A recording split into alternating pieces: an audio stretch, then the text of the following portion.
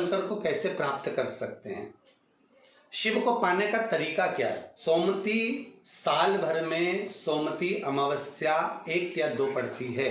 सोमती अमावस्या के दिन पीपल के वृक्ष की फेरी जो लगाई जाती है वो खाली नहीं लगाई जाती। चाहे कच्चे सूत से लगाओ, चाहे 108 आप हल्दी की गठान रख लो, चाहे आप कमलगट्टा रख लो, चाहे आप सिंदूर की डब्बी रख लो, चाहे आप दाग चिरौंजी रख लो, पर 108 वस्तु होना जरूरी है। पीपल देव में जिसमें 52,000 ब्राह्मणों का वासा होता है, जिस पीपल में सारी सिद्धियां प्राप्त होती है, जिस पीपल में स्वयं लक्ष्मी नारायण के साथ निवास करती है, जिस पीपल में स्वयं सूर्यदेव शनि महाराज और यमराज को विराजमान करते हैं, उस पीपल में जिसमें ब्रह्मा विष्णु शिव सदा निवास करते हैं। सोमती अमावस्या का फल ही यही है कि जिन वर कन्या का विवाह नहीं होता, जिन लड़का लड़की का विवाह नहीं होता, जिन पति पत्नी में आपसी में टकरार चल रहा हो, अदालत तक बात पहुंच गई हो, जिस घर में शांति नहीं रह रही हो, आपस में क्लेश वाड़ा मचा हो, ऐसी हो गया मन में कि अब ये तनाव बहुत बढ़ गया है, संबंध टूट जाएगा, तो निवेदन है सोमती अमावस्या के दिन आप भी सोमती अमावस्या के दिन पीपल के वृक्ष के नीचे जाकर उस पीपल की पूजन कर कर उस पे कुंकु सिंदूर चंदन समर्पित कर कर कच्चे सूत से 7 परिक्रमा करिए। 7 बने तो 7, वैसे तो 108 लगाओगे तो आपके जीवन में सुखता आएगी। और ये वो सोमती अमावस्या पड़ रही है जिसको सोम पुष्प कहा जा रहा है, पुष्य नक्षत्र पड़ रहा है और जो स्वयं भगवान शंकर के लिए शुभ है। आप 108 फेरी लगाएं, चाहे दाने से लगाएं, चिरौंजी से लगाएं, जिससे भी लगाएं, पीपल की पूजन करें, जल अर्चना करें। इतना निवेदन करता हूं कि आपके घर में अशांति नहीं हो सकती, परिवार में प्रेम जरूर बढ़ेगा।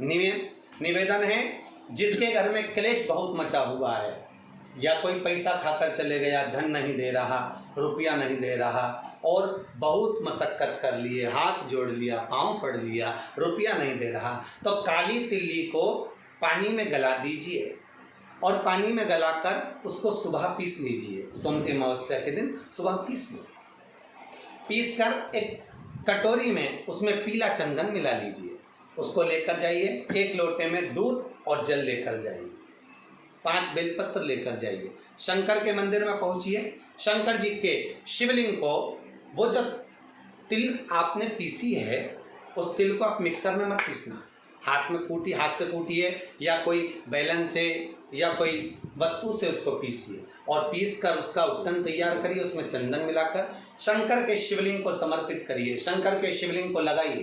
केवल शिवलिंग को ही नहीं, भगवान शंकर की संपूर्ण जलाधारी पर, जहां शंकर भगवान की बेटी अशोक सुंदरी है, कार्तिकेय जी हैं, गणेश जी हैं, उस पूरे जलाधारी में जहां पार्वती मैया भी विराजमान है, पूरी जलाधारी को समर्पित करिए। समर्पित कर कर त्रिपुंड लगाइए, अपनी 3 उंगलियां उसी चंदन पर फेर दीजिए, फेर कर अपनी कामना कर कर बेलपत्र चढ़ा दीजिए। 5 या 7 बेलपत्र आपके भाव से आप शिव को समर्पित कर दीजिए। समर्पित कर कर हाथ में कलश लेकर, दूध और जल मिला हुआ पात्र लेकर शंकर को समर्पित करिए और बाबा भोलेनाथ से विनती करिए कि जिस व्यक्ति ने हमारा धन खाया है, जिस व्यक्ति ने पैसा रख लिया या कोई लेकर चले गया या कोई ऐसा काम हो गया कि वो धन आ ही नहीं रहा है, बहुत तकलीफ में है, तो बाबा से विनती करो। मुझे पूरी उम्मीद है कि सोमती अमावस्या इस बार आप जो कर रहे हैं, अगली सोमती अमावस्या जब आएगी, इतनी प्रसन्न चित्त में आप ये पूजन करेंगे, वापिस करेंगे और पूरे परिवार समेत करेंगे। जब आपका धन आ जाएगा, वैभव हो जाएगा, तो आप वापिस उसको धारण करेंगे। फिर नहीं, और लिख के रखना, अगली सोमती को फिर करना, जब सोमती अमावस्या पड़े फिर उसको करिएगा, आपको फल अधिक मिलेगा। मेरा निवेदन, जिन कन्या और वर के विवाह नहीं हो रहे, वो सोमती अमावस्या के दिन जाकर बाबा पीपल के पेड़ की फेरी अवश्य दें। 108 नहीं बने 7 अवश्य दें। पूजन कर कर, दिया लगाकर, घी का दीप प्रज्वलित कर कर बड़े आनंद में पीपल देव का पूजन करें।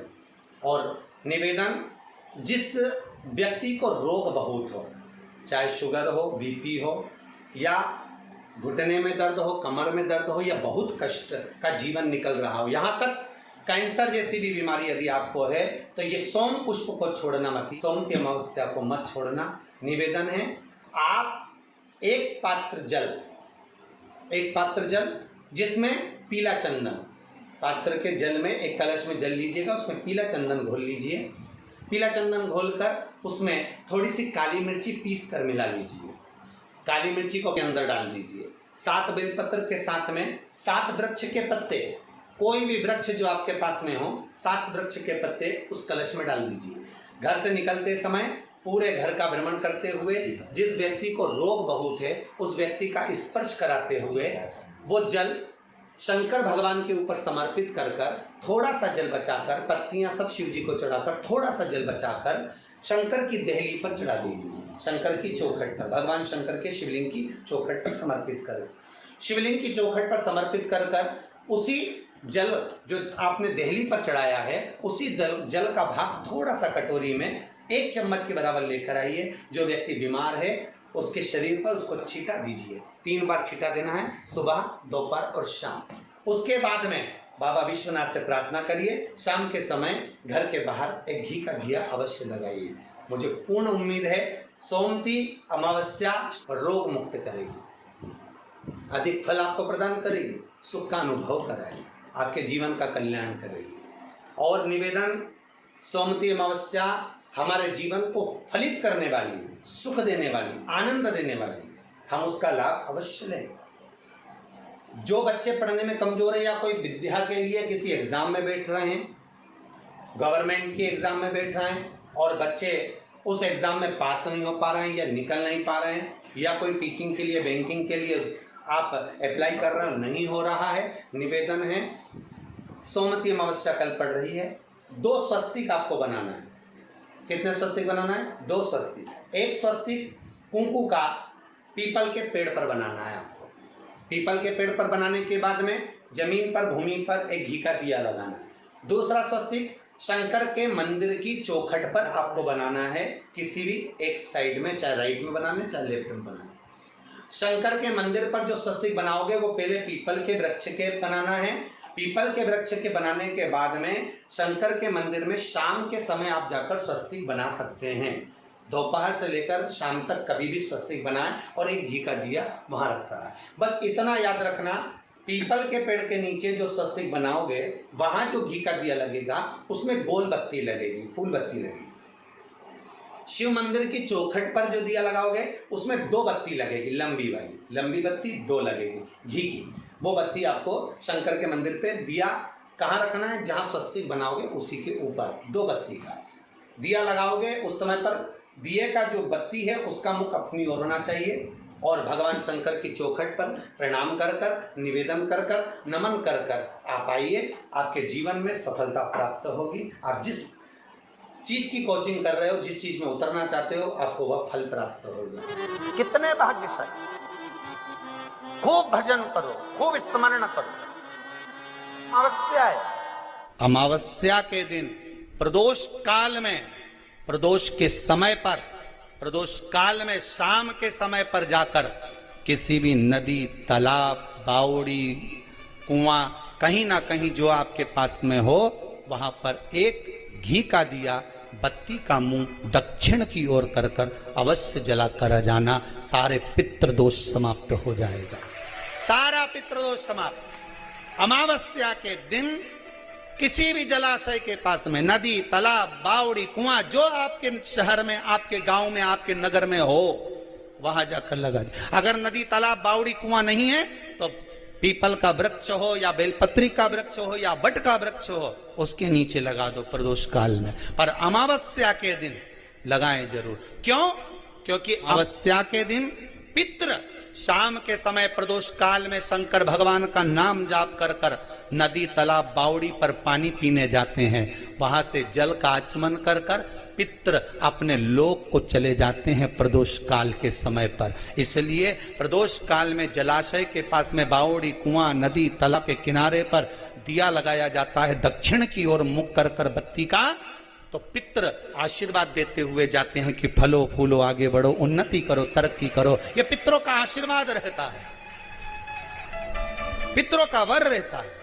आप देंगे उसको मिलेगा। पितृदोष है, ये आपको कैसे मालूम पड़ेगा?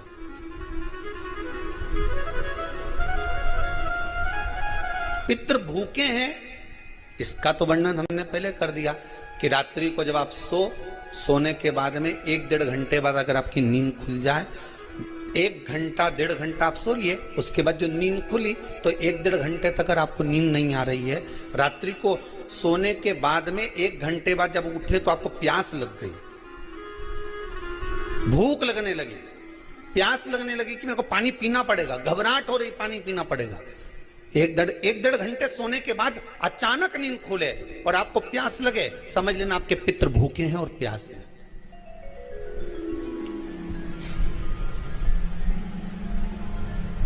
वो भूखे और प्यासे हैं, उनको जल की जरूरत है।